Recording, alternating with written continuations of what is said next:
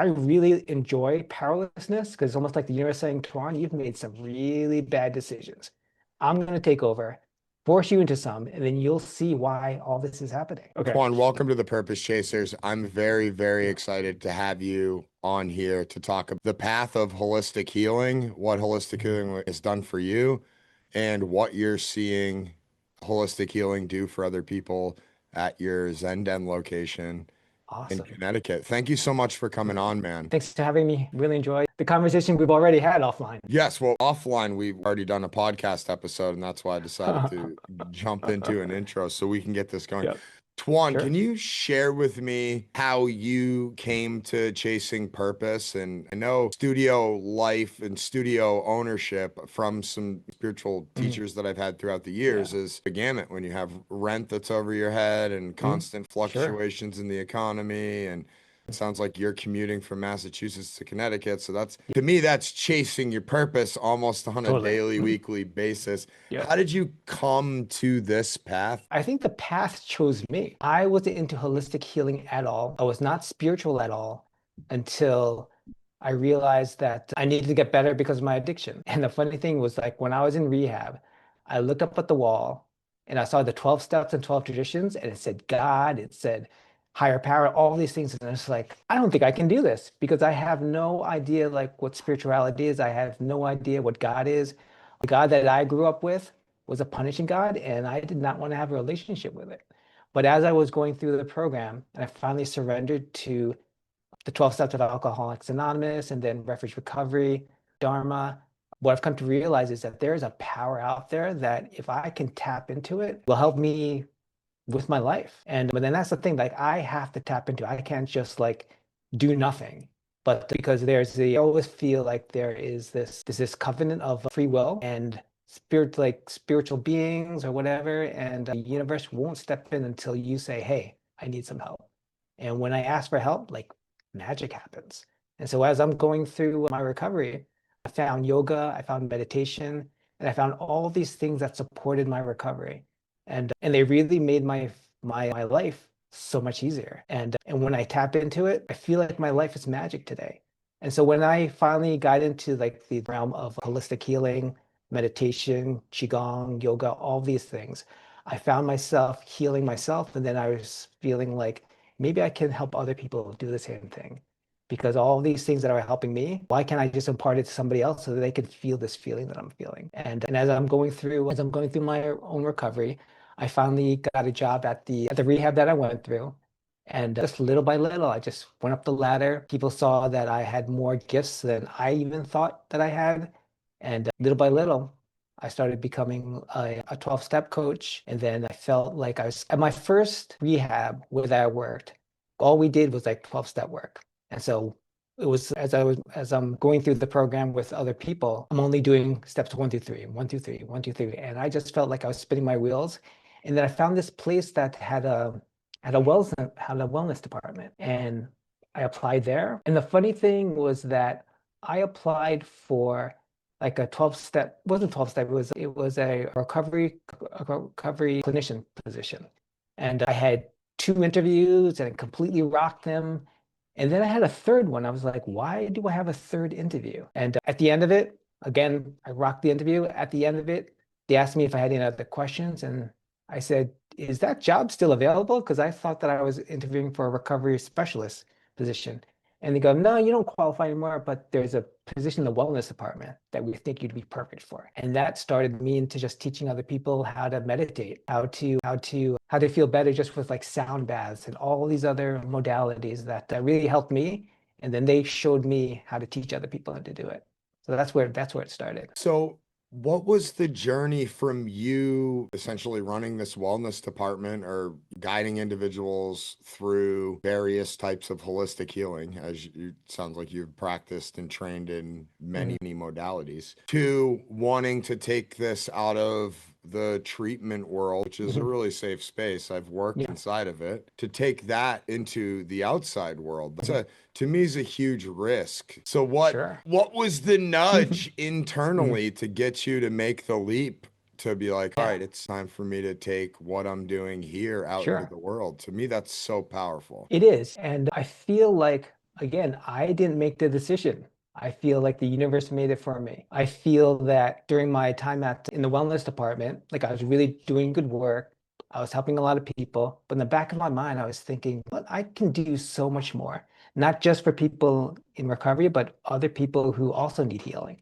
And one of the things that at the last rehab that I worked at, we had a family wellness day where we'd bring in loved ones of clients. We would tell them what the wellness department was about, and at the end, I would do a qigong session with them and a meditation section with them. And every time after those two exercises, people would say, their loved ones would say, "Hey, can we come here?" Because they felt like what we were doing could help also family members, but they couldn't because they don't have substance use disorder. So in the back of my mind, I was always thinking, I really want to make this what I do available to everybody. And the last year that I was at that company, I actually got really sick and I took FMLA.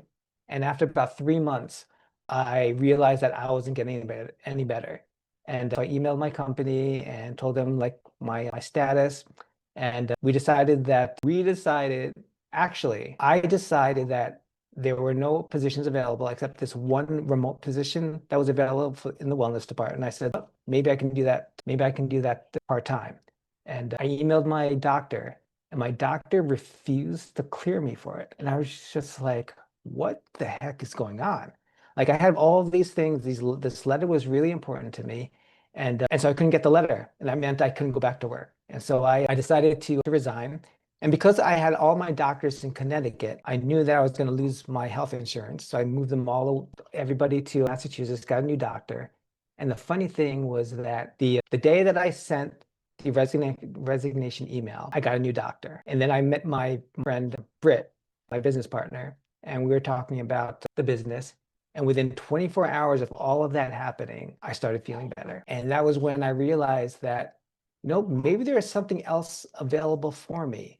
Maybe the universe is finally stepping in and saying, you've had all these ideas of like leaving your company and doing things on your own. You've had thoughts about it, but you haven't been doing it. So I'm going to take the reins now. You're going to get sick. And the moment that you finally let go of that job, you're going to start feeling better. And when I started feeling better, I realized that the universe just wanted me to take a risk on myself, finally, for the first time in my life. Like you said, take that leap. Take that leap out of the cushy job, the health benefits, all the things that I thought about losing. But now the universe was like, we're doing this. And once you resign, like you're going to start a new path that you didn't even, that you weren't ready, that you didn't think you were ready for, but we think you're ready for. And that's how it happened. I never had the idea that I wasn't going to go back to that job until I resigned. So there was no plan B. So you had to create the plan B. And I what had has that path been like for you? It's been interesting in the fact that I'm doing everything that I know how to do, except I'm doing it for different people. And the universe keeps on giving me signs that keep on going. Like things just keep on falling into place. And every time that I feel a little stressed out and worried, I get a sign from the universe that keeps on saying, you're on the right path. Come on, let's keep on going. And it's just really reassuring to get those signs as I'm walking through this and as I'm stressed out. And then the universe just gives me a little sign and goes, hey, I got your back. Don't worry. Keep on going. It's funny when the universe does that. I've exited some construction companies and have made decisions over the last couple of years that I'm going to stay a solopreneur. Like Yeah. I'm going to build my own thing. Mm, In building this, the way that I believe that I've been called to and done it, I've hit so many different points in which I've said to myself, "Hey, just go get a job, like money flowing. What's gonna mm. get into abundance, get into abundance." Like that sounds good to say, Oh, but like totally. when you're punching a keyboard and another day's Mm, ending and there's not cha-ching. mm, Oh, the universe will provide, great. And then literally, I like you wake up the next day and then if you get into vigorous action, mm.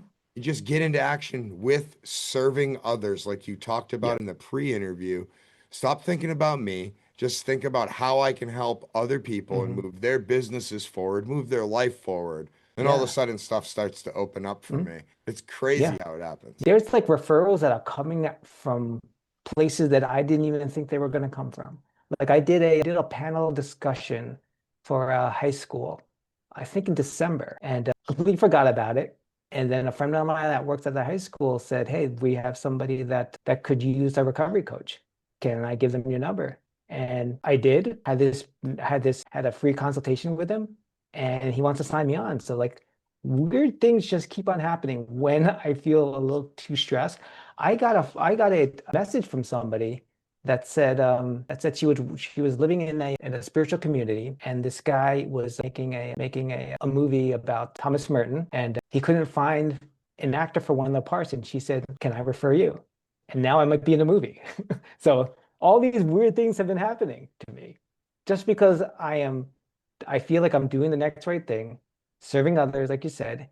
And now having this company, I am free to do things like this. If I were at my last job, I'd be like, no, I can't take off a week to go out to Portland and film a movie. Absolutely not. But now I'm just like, I can. And even though money isn't flowing as consistently as I would like it to, I feel like the freedom is so much more important for me right now. And what is that freedom? Because a lot of people would equate money to freedom. Freedom for me is being able to do what I want to do, like going out to Portland for a week, filming this movie. It's going to events that can really help my company and can really help me.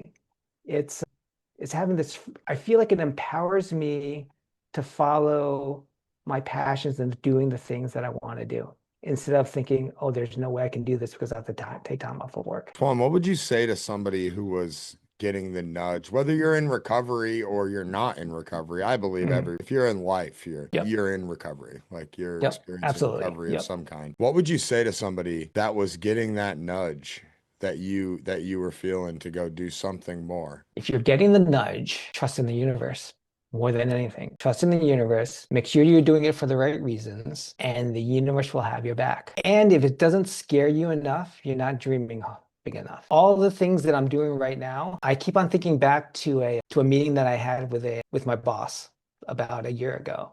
And I was telling her about my coaching business and all these things. And I actually told her, I think that 2026 is going to be really big for me. I have no idea why I said it. I just said that, and look at what 2026 brought me. I'm a co-founder of the Zen Den. I'm a business owner. I have a chance to go out to Portland, to Oregon and film a movie. Like all of these things I never thought were going to happen, but I think that saying it out loud actually brought all these things into fruition. Do you know what the word abracadabra means? Oh, that's a great I, question, but not. You would think that I did, but no, I just thought of something you did before you yeah, pulled the rabbit out of your hat. I create as I speak. That's really what it means. I Yeah, create as I I speak. I have create as no I clue. speak. Yeah, and then while I was in that meeting with my boss, when I said, I think 2026 is going to be big for me, the universe was like, we're going to make it big for him. Even if he doesn't do it on his own, we will force 2026 to be big for him. And that's what's happening right now. 2026 so far, it's only May. It's been huge. I could not imagine all of these things that are happening right now. And like I said before, even though money isn't flowing like before, but I can see what's happening and I can see how big it's going to be. I'm just like planting the seeds right now. I'm just in the beginning of this. And as long as I just like follow all the signs that the universe is throwing at me and doing with confidence, I think everything's going to be okay. Yesterday, I was actually driving home and had this weird like fear in my stomach, and I really didn't want to manifest whatever that fear was. I can't remember what I was thinking, but I said to myself, my faith is stronger than my fear. My faith is stronger than my fear. And after about a minute, I was just like, oh, my faith is stronger. And then all that fear went away. And I feel like once I say that phrase, like the universe is like, okay, he's okay. We're fine. We're going to do this. And I feel like I'm not doing this on my own. That's the beautiful thing. When you're not forcing something, it is beautiful. It feels Yeah. natural. And I've been Yeah. experiencing a lot of that lately where you ask a Yeah. question and you're scared to ask it. And all of a sudden it's like, oh, it was an easy. They were like ready to do the thing that I was like so scared. It's like asking for a Yeah. referral. And then all of a sudden, like, oh, they're like, oh, I have two for you. I just haven't made them. Like, ah, Exactly. can you make them? That'd be nice.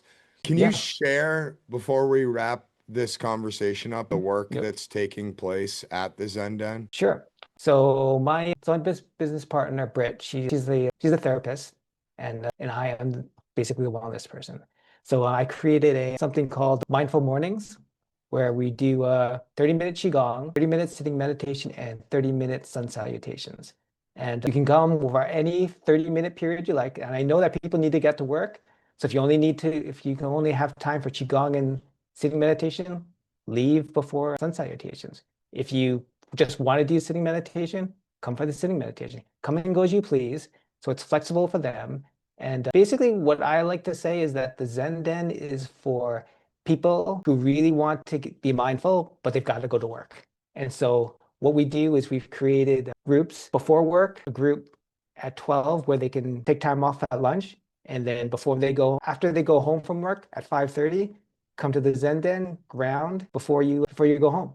And it creates such a nice space of just peace and creating serenity for people that are just really busy. Which is most humans. Most people. It's just so awesome. If you want to meditate, you got to go to work. It's for Totally. I think somebody said they said they recommend 30 minutes of meditation every day.